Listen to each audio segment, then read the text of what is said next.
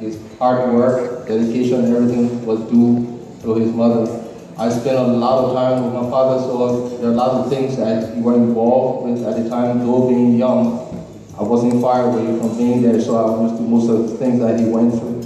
Graduated from St. Mark's School, but we go down to some of the things that I thought were more important here.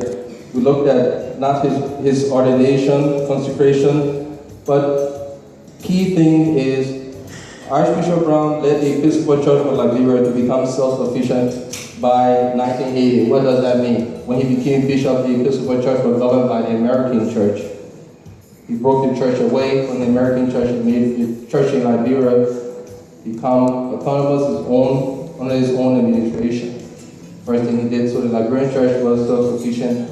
It didn't have much reliance on the American Church for support and for running the Episcopal Church. One of the things he did that was highly accomplished. Yeah, we looked at, here he completed under his administration the construction of the Jane Travis building. I showed some people who may know the building on Randall Street in Liberia. He constructed the Morning Science Complex. For those of you who went to Cottonton in Bum County, Liberians who here would know, the Morning Science Complex building that my dad, under his administration, he had that built. Again, he led the Rice Riot Peace Initiative, and Savakla, you were out of the country again, you missed that part.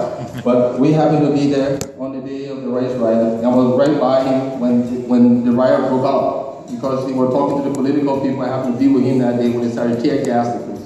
So it was not a good sight for Liberia at the time, but he was instrumental right there with political parties trying to see how we could move Liberia forward, some of the things that he did. He was appointed again by the military government, member of the draft constitution. Some of these things are in the program for the Republic of Liberia in 1981. He is recognized by the U.S. State Department as an advocate for human rights. So he was #1 advocate for human rights when there were problems in Liberia. I can recall many nights the president would send his car to the house to take my dad to Bentos to talk to him about things that he would hear, that the government going to have a coup, they're going to do this, and my dad would tell me, follow us, just follow us. So they would take him out of the way, carrying him, I would hide behind him, or drive behind him, but of course they would bring him back. So he was always there trying to help the country move forward and to bring peace. Here he's established an endowment fund for the Episcopal Church.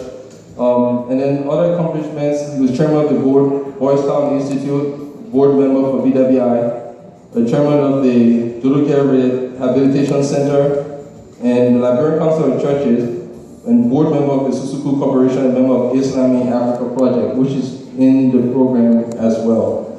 So we move on to the next slide. We're going to have just a few pictures of him, see what we have here.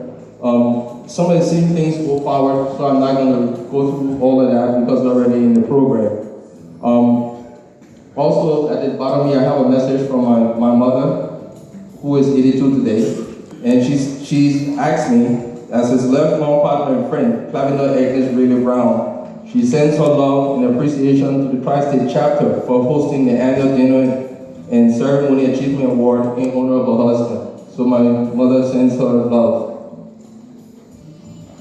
This is the entrance to Cottonton. Everybody is being changed for those of us who ever went there in Bangar, in Monrovia, Bong County. Here, this is the late Archbishop Brown at Cottonton at Epiphany Chapel giving a speech. You have the late, the Right Reverend Father Emmanuel Johnson way back. You can see him back there. There's a picture in 1979, and I recall this one very well, when Jimmy Carter went to Liberia. My dad pulled me out of school because I was in Peter Harris at the time, and he sent for me. I didn't know why he sent for me, but he wanted me to drive him in the presidential convoy to meet him at Robertson, because he didn't come into the country. He just stopped at Robertson for a few minutes and took off. Go back here. He ordained, going to the administration, and my brother happens to be among the priests, the second from the left, Dr. Herman Brown, now today. And he's here again. My brother Herman He's the dean of the cathedral. He took after my dad.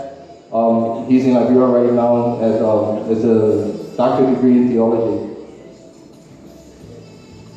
The family picture. So he was a family man, yes, you all know. Since it was a family man, yes, you all know. It's immediate family. And my mom and my siblings when we were all growing up. So I just wanted to share this with you all. And